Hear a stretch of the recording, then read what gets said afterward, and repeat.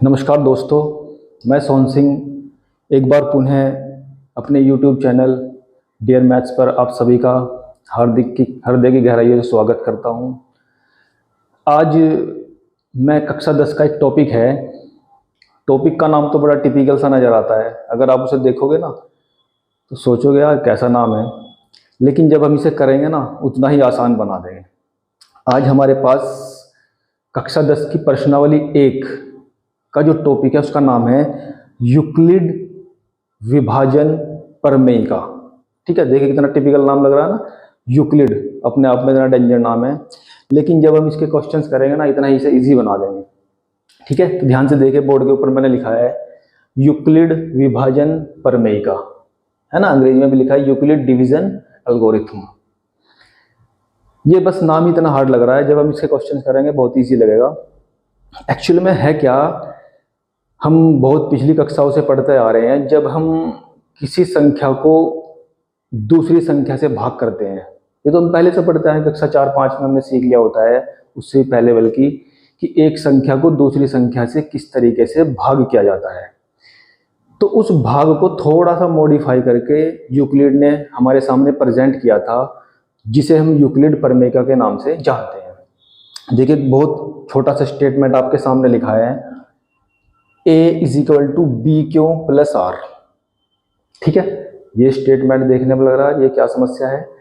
इस समस्या को समझने के लिए थोड़ा सा ऊपर चलते हैं। उसी के ऊपर मैंने एक स्टेटमेंट और लिखा है, भाज्य बराबर भाजक गुणा भागफल प्लस शेषफल। ठीक है, यहाँ पर जो भाज्य लिखा है, जिसे हम अंग्रेजी में डिविडेंड बोलते हैं, ये वो संख्या होती है जिस संख्या को आपको भाग करना होता है ना। यहाँ पे देखिए, जो संख्या अंदर होती है भाग के उसे बोलते हैं भाज्य यानी कि डिविडेंड। जिस संख्या से आप भाग करते हैं, जैसे यहाँ पे मैंने क्या संख्या लिखी है बाहर, b, तो इस संख्या को हम बोलते हैं भाजक यानी कि डिविजर, वो संख्या जिससे हमें भाग करना है। तो जब हम इस प्रक्रिया को फॉलो करते हैं, यानी कि भाग की प्रक्रिया को स्टार्ट करते हैं, तो हमारे पास पहले पहाड़े आने चाहिए। ठीक है, वो आप पहले से सीख चुके होंगे। तो जब आप भाग करेंगे तो यहाँ पर आपको एक नंबर मिलेगा, उसके बाद 2, उसके बाद 3, ऐसे चलता चला जाएगा। ठीक है, तो यहाँ जो आपको परिणाम यानी कि रिजल्ट मिलेगा, इसे हम कहते हैं भागफल यानी कि कोशेंट। ठीक है, इसके बाद जब ये क्वेश्चन आगे चलता जाएगा तो लास्ट में आपको यहाँ एक रिमाइंडर यानी कि r मिलेगा, जिसे हम शेषफल बोलते हैं। ठीक है जी, तो इस प्रक्रिया से हमारे पास एक रिजल्ट मिलता है। वो रिजल्ट ये होता है कि भाज्य बराबर होता है भाजक गुणा भागफल प्लस शेषफल। इसे एक छोटे से एग्जांपल से समझते हैं। हमारे पास एक नंबर है 12 यानी कि 12, आपको इसे 5 से डिवाइड करना है। जब आप इसे 5 से डिवाइड करेंगे तो डिवाइड करते वक्त आप पहाड़ा पढ़ेंगे तो 2 बार 5 की टेबल चलेगी, 5 × 2 = 10 यानी कि 5 दूनी 10।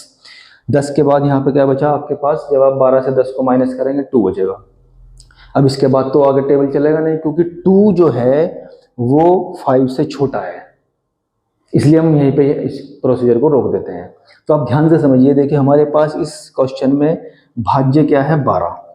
ठीक है, अब देखिए सूत्र अप्लाई करके देखते हैं। हमारे पास भाज्य क्या है 12, तो ये किसके इक्वल होना चाहिए, भाजक गुणा भागफल और प्लस शेषफल। तो भाजक गुणा भागफल और प्लस शेषफल, आप इन दोनों की मल्टीप्लाई करेंगे 10 आ जाएगा, 10 में 2 को ऐड करेंगे तो कितना आ जाएगा 12। तो ध्यान से देखा ना आपने। तो अगर हम इस प्रक्रिया को फॉलो करेंगे तो हमारे पास जो रिजल्ट आता है वो RHS = LHS हो जाएगा। इसका मतलब जो फॉर्मूला हम ऊपर पढ़ रहे हैं वो बिल्कुल करेक्ट है। बस यूक्लिड ने क्या किया है, तो थोड़ा सा मॉडिफाई करके एक फॉर्मूला दिया आपके पास्, a = b³ + r, जहां पर r क्या है, हमारा रिमाइंडर है। और रिमाइंडर कभी भी हमारे डिवीजर यानी कि भाजक से बड़ा नहीं हो सकता। देख रहे हैं ना, यहाँ जो r बचा है आपके पास, ये कभी भी भाजक से ज़्यादा नहीं होगा। इसलिए यहाँ पे कंडीशन बनी है r छोटा होगा b से, और r हमेशा 0 से बड़ा या 0 के बराबर होता है। ठीक है, क्योंकि जो आपके पास शेषफल बचेगा क्या, तो वो 0 बचेगा। अगर पूरे तरीके से विभाजित हो जाएगा तो क्या बचेगा 0, नहीं तो 0 से बड़ा बचेगा। और b से छोटा यानी कि जिससे आप भाग कर रहे हैं उससे आपको ये छोटा मिलेगा। ठीक है, तो यूक्लिड ने प्रमेय दी थी। इस प्रमेय का इन्हीं के नाम से हम इस प्रमेय को कहते हैं यूक्लिड विभाजन प्रमेय का। ठीक है, इस आधार पर हम किसी भी संख्या को भाग कर लेते हैं। अब इसके बाद इसमें जो मेन टॉपिक है वो टॉपिक है जिस टॉपिक से आपके पास एग्जाम में क्वेश्चंस आते हैं, और छोटा सा टॉपिक है। ठीक है, टॉपिक का नाम है आपके पास HCF और LCM। HCF यानी कि मैं से, जिसे आप हिंदी में बोलते हैं मैं से।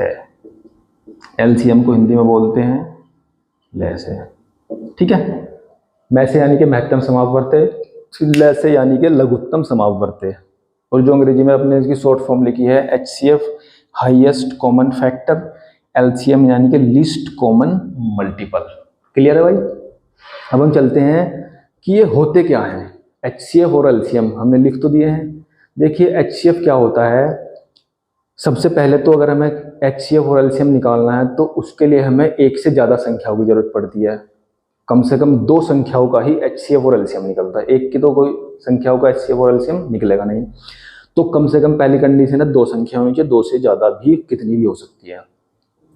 जिन संख्याओं का हम HCF निकालना चाह रहे हैं तो HCF क्या होता है, वो बड़ी से बड़ी संख्या होती है। जिन संख्याओं का हम HCF निकाल रहे हैं उनके लिए HCF होती है वो बड़ी से बड़ी संख्या जो उन संख्याओं को डिवाइड करेगी, जो उन संख्याओं को डिवाइड करेगी, यानी कि जिस नंबर के टेबल में वो संख्याएं आएंगी वही आपका HCF होगा। LCM क्या होता है, वो छोटे से छोटा नंबर जो उन नंबर्स के टेबल में आएगा या जिसे वो नंबर्स डिवाइड करेंगे, जिनके लिए आप LCM और HCF निकालना चाहते हैं। घबराओ मत, जब हम क्वेश्चंस करेंगे उतना ईजी लगेगा जितना सुनने में आपको हार्ड लग रहा है। देखिए अब इस खेल को शुरू करते हैं HCF और LCM के, और इस टॉपिक से ही आपके पास एग्जाम में 1 से 2 नंबर का क्वेश्चन आता है, क्योंकि छोटा सा ही पार्ट है, इतना बड़ा क्वेश्चन इसमें से बनता नहीं है। तो जिन दो संख्याओं का या तीन संख्याओं का, दो का तो आप आराम से निकाल लेंगे, तीन का समझते हैं। ठीक है, जिन तीन संख्याओं का आप LCM और HCF निकालना चाह रहे हैं, आज मैं आपको वो शॉर्ट ट्रिक बताऊंगा HCF और LCM निकालने की जो आपने शायद अब तक कहीं नहीं पढ़ी होगी। बहुत ही आसान हो जाएगा, कुछ लिखने की जरूरत नहीं, बस थोड़ा सा सोचना है। सबसे पहले उन संख्याओं को लेते हैं जिनका हमें HCF और LCM निकालना है। तो वो संख्या आपके सामने लिखी गई है। एक पहली संख्या 12, फिर 24 और फिर उसके बाद है 36। जब आप इन संख्याओं का HCF और LCM निकालेंगे तो HCF की बात करते हैं पहले। HCF निकालने के लिए हम क्या करेंगे, सबसे पहले इसमें सबसे छोटे नंबर को मार्क कर लीजिए। सबसे छोटा नंबर आपको क्या नजर आ रहा है, 12 यानी कि 12। ये चेक करने के बाद आप ये देखिए कि 12 से इन दोनों में कौन कौन सी संख्याएं डिवाइड होती हैं। देखिए 12 से 24 भी डिवाइड होता है, 12 से 36 भी डिवाइड होता है। बात समझ में आ रही ना? सबसे पहले उन दी हुई संख्याओं में सबसे छोटी संख्या को मार्क कर लीजिए। तो सबसे छोटी संख्या क्या है, 12।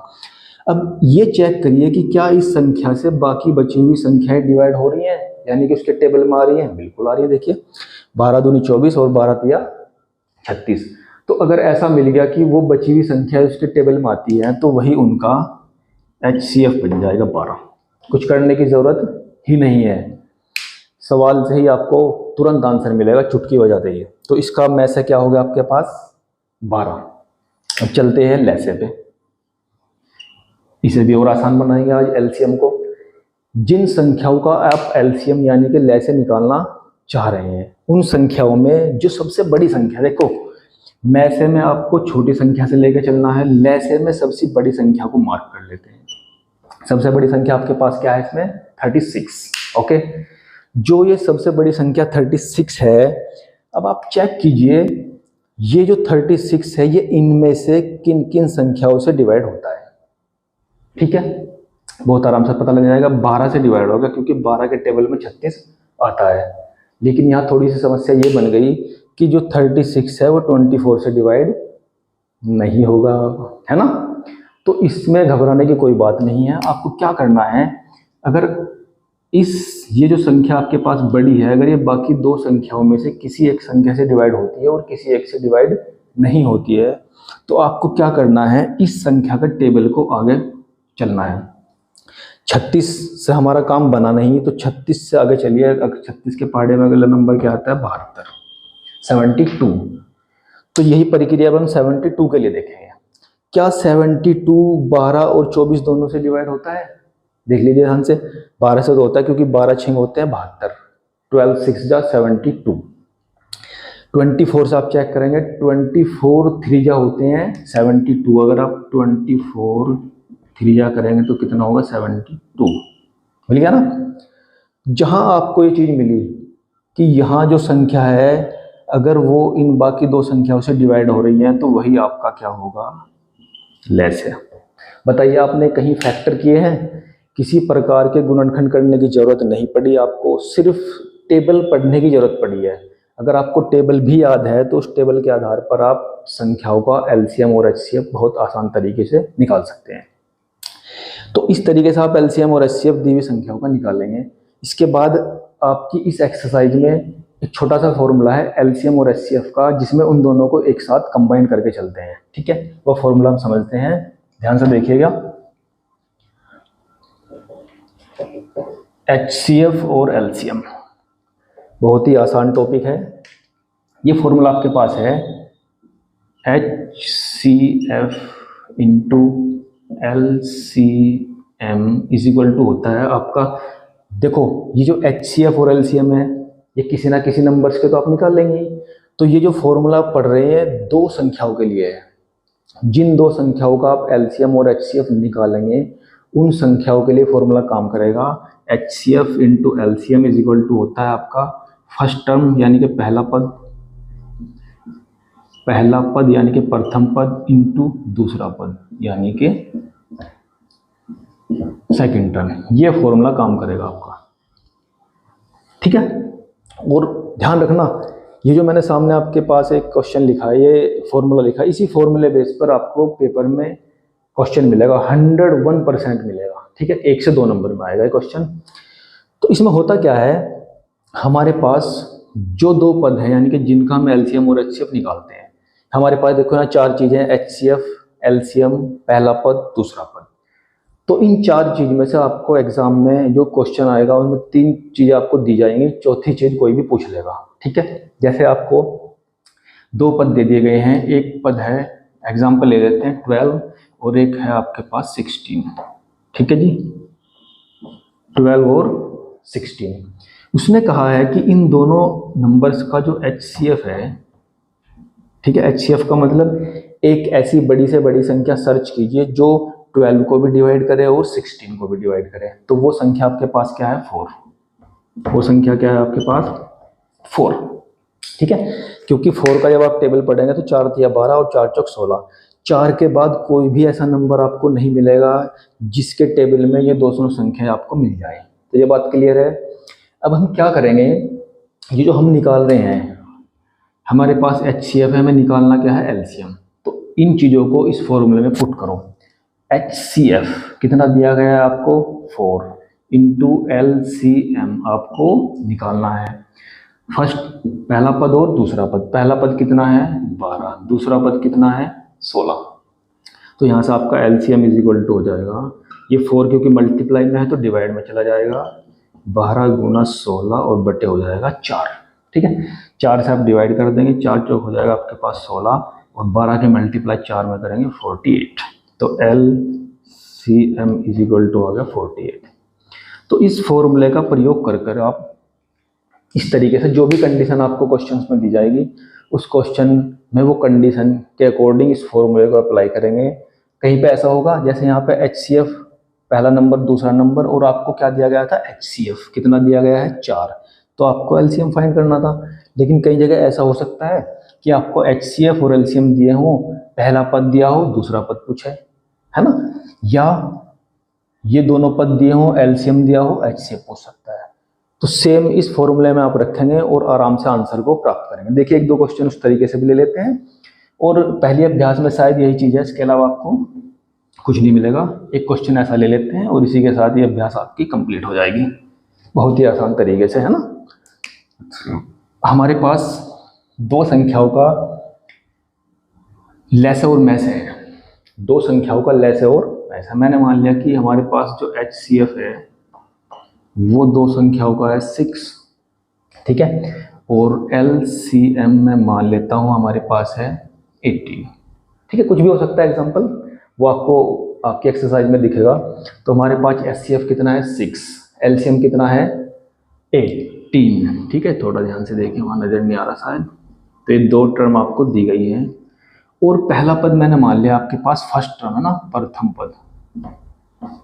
प्रथम पद आपके पास है 2, प्रथम पद कितना है 2। उसने पूछा है कि सेकंड यानी कि द्वितीय पद निकालिए, दूसरा पद,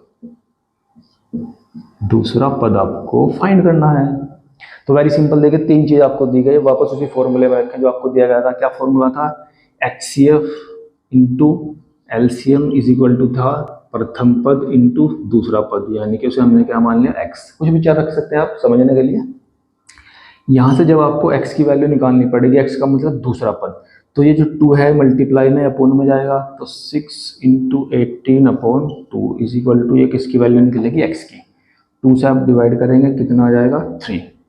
तो x इज इक्वल टू आपके पास आ गया 3 इंटू 18, यानी कि 3 की मल्टीप्लाई 18 की मल्टीप्लाई 3 में करेंगे, 18 ये कितना होता है? 54। तो सेकंड पद आपके पास कितना आ गया है? 54, ठीक है जी। तो मेरे हिसाब से जो इस एक्सरसाइज से आपके पास एग्जाम में क्वेश्चन आएगा, वो क्वेश्चन ये बनता है इस फॉर्मूले बेस। ये जो फॉर्मूला मैंने यहाँ लिखा ना, HCF into LCM is equal to first term into second term, यानी कि प्रथम पद इंटू सेकंड पद is equal to LCM into HCF। इस आधार पर आपके पास 1 से 2 क्वेश्चन आएगा पेपर में। इस अभ्यास से ज्यादा कुछ नहीं आएगा, क्योंकि एक बहुत छोटा सा टॉपिक है ना। तो इसी के साथ ये अभ्यास आपकी समाप्त हुई। इसके बाद मैं नेक्स्ट जो आपकी प्रश्नावली है 1.2 उसे अगली वीडियो में कंटिन्यू करूँगा, ठीक है। धन्यवाद।